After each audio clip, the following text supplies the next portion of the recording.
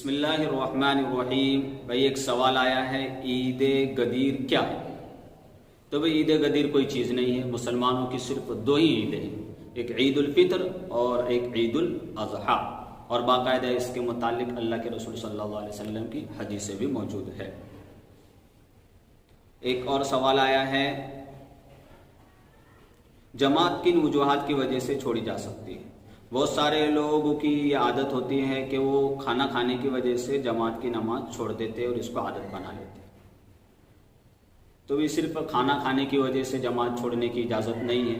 جماعت کی بہت تاکید آئی ہے۔ ایک حدیث میں تو آتا ہے، اللہ کے رسول صلی اللہ علیہ وسلم نے ارشاد فرمایا کہ جو لوگ بغیر کسی عذر کے گھروں میں نماز پڑھ لیتے ہیں، میرا دل چاہتا ہے کہ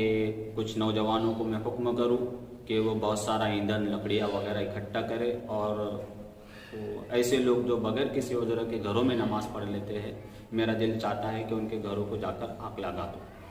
تو صرف کچھ شرعی اعذار ہے جن کی وجہ سے جماعت کی نماز چھوڑی جا سکتی ہے، لیکن اس سوال میں جو پوچھا گیا ہے کھانے کی وجہ سے، تو اس کھانے کے عذر کی وجہ سے جماعت کی نماز نہیں چھوڑی جا سکتی۔ مریض ہے، اپائد ہے، بیمار ہے، بہت سخت بارش ہے، ایسی بارش کے گھر سے باہر نہیں نکل سکتا، اسی طرح ایسا کیچڑ جس کی وجہ سے اس کے راستے میں جانے میں بہت زیادہ تکلیف ہوں گی، اس کے کپڑوں کے ناپاک ہو جانے کا اندیشہ، اس طرح کا اگر کیچڑ ہے، ایسی سردی ہے کہ باہر نکلنا بہت دشوار ہے، ایسی سردیاں تو ہمارے یہاں نہیں ہوتی، ہمارے علاقے میں،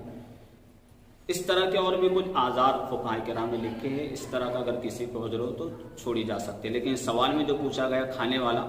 اس کی وجہ سے جماعت کی نماز چھوڑنے کی اجازت نہیں۔ ایک سوال آیا ہے، گھڑی کس ہاتھ میں پہننا چاہیے؟ کسی بھی ہاتھ میں پہنی جا سکتی ہے، سیدھے میں پہنی جا سکتی ہے، الٹے میں پہنی جا سکتی ہے۔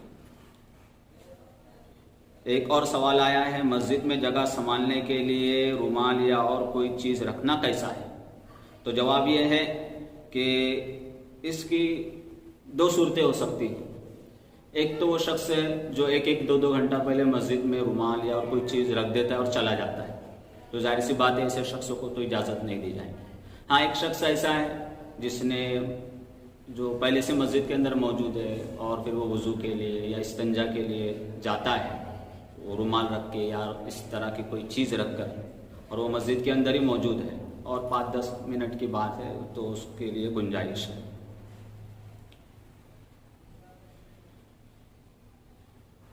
ایک اور سوال آیا ہے کہ محرم کے شربت کے لیے بچے چندہ جمع کرتے ہیں، کیا انہیں پیسے دینا چاہیے؟ تو بھی محرم کا شربت کا محرم سے کیا تعلق ہے پتہ نہیں، محرم کے شربت کا محرم سے کوئی تعلق ہی نہیں، بلکہ 10ویں محرم کو جس دن اس طرح کے بچے چندے کرتے اس دن روزہ رکھنے کا حکم ہے۔ اور اگر کوئی یہ سمجھتا ہو کہ وہ حضرت حسین رضی اللہ تعالیٰ عنہ کی شہادت کا واقعہ پیش آیا، تو اس وجہ سے بھی شربت کے لیے پیسے جمع کرنے کی اجازت نہیں دی جا سکتی، اور ایسے بچوں کو پیسے دینا بھی نہیں چاہیے۔ اسی طرح ایک سوال آیا ہے کہ